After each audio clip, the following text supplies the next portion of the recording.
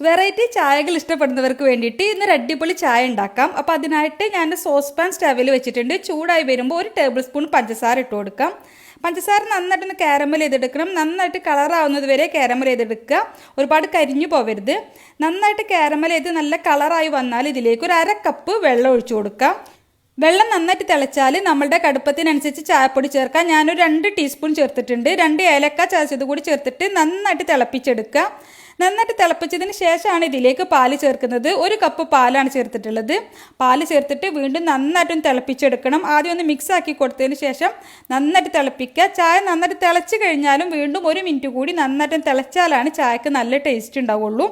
അപ്പോൾ ചായ നന്നായിട്ട് തിളച്ചിട്ടുണ്ട്. ഈ സമയത്ത് മധുരം കുറവായിരിക്കും. അപ്പോൾ നമ്മളുടെ മധുരത്തിനനുസരിച്ചിട്ട് മധുരം കൂടി ചേർത്തതിന് ശേഷം നന്നായിട്ട് അരിച്ചതിന് ശേഷം സെർവ് ചെയ്യാം. അപ്പോൾ അടിപൊളി ചായയാണ്. ഇതുവരെ ട്രൈ ചെയ്ത് നോക്കിയിട്ടില്ലെങ്കിൽ തീർച്ചയായിട്ടും ട്രൈ ചെയ്ത് നോക്കുക.